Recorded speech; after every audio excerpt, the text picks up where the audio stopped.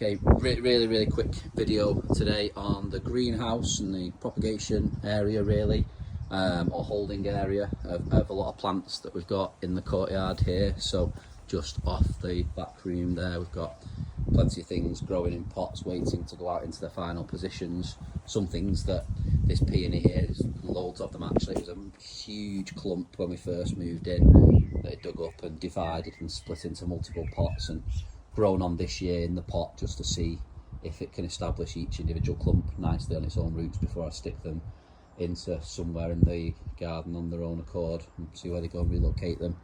A couple of day roses in here that I bought on my visit when we went to David Austin and a wander round. So original plan was to try and keep this border yellow on this side and pick things that don't mind a bit of shade through the day as the sun comes across in that direction and over the trees over there.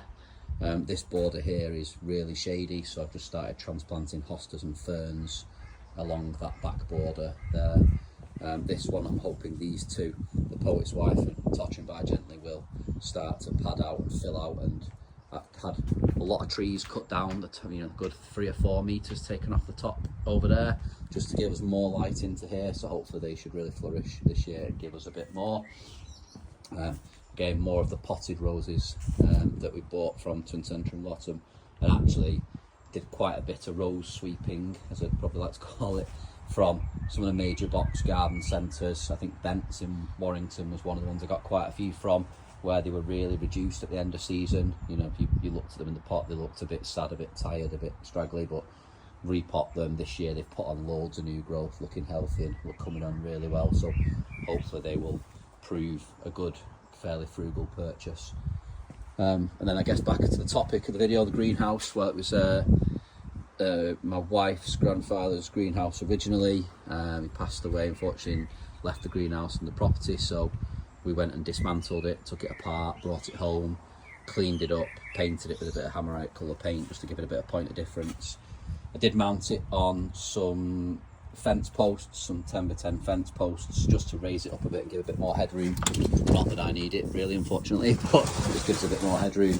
The start of the year, my propagation is in here, so just a bit of kingspan on the bench with 2 heat mats, and this Spider Farmer light's been really good actually. It was a good deal that I got off Amazon, and really just provides all the light I need across my pot tuber dahlias, which definitely need taking cuttings of. I'll probably do that in a different video.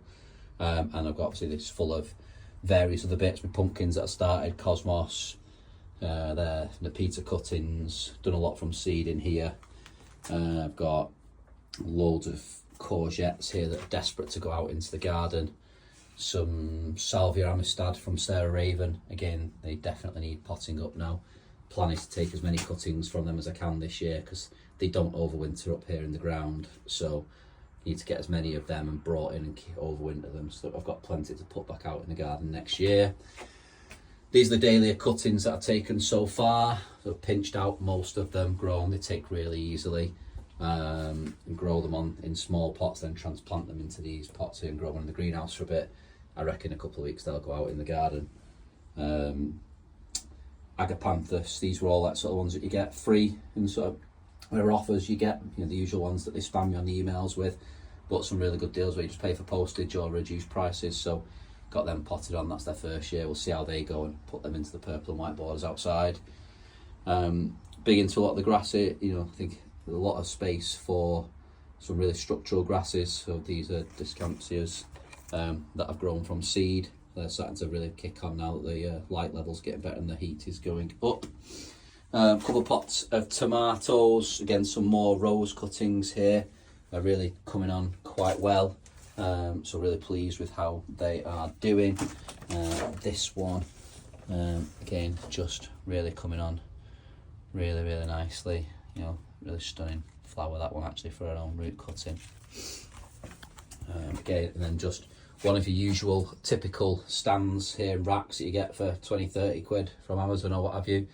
And normally through the winter, this is where I'll overwinter plants, so I'll put the plastic cover on, so it's kind of a greenhouse in a greenhouse to keep the heat inside over winter. That's been sufficient to overwinter most things that I wanted to overwinter, so I'll do that again this year. and then obviously as the weather warms up, you take them off. I have had shade cloth over this as well when I've put seedlings on the rack just to grow them on. And I'd say, as ever, spend most of the month overwhelmed with how many things need potting on, planting out, moving around. So, but most of them came from seed, less than 20 quid on seeds. Fine if you buy seeds November time, you get a really good deal on them and you get a good price to grow them for the following year. And you can, even if you're not, so even these originals here, most of them died, you get left with 3, but 3 plants still costs a lot more than that in the pack of seeds. So even if you have total failure, which I pretty much did there, they will still end up being cheaper than it would cost you to buy the plants from elsewhere. So still worthwhile to have a go, I would suggest. So yeah, that is the greenhouse really. Definitely recommend the Spider Farmer lights. They do a great job from a propagation point of view. And I would always recommend putting some insulation, Kingspan or otherwise, under your heat mats to stop the heat escaping downwards from the mat. Helps to transfer all of the heat back up through your trays. And obviously we've got the lids under there, should they be required if it ever gets cold in the winter, etc. when you're growing them on a bit earlier and starting them a bit earlier in the year. Okay, well that's it. I'll do another video just to give you a bit of a tour of the polytunnel, which is down at the bottom of the garden. That's where all the tomatoes are planted out, and at the minute where all of the other dahlias that I overwintered last year will be. So yeah, we'll do another bit of a walk around, and yeah, I'm sure I can do a full tour of the whole garden. We've got just under an acre total, so we can have a bit of a walk and explore, and I can show you through where we're at and maybe waffle on a bit more in my manky heat tones about the plans for the garden in the future. Well, alright, thanks for watching.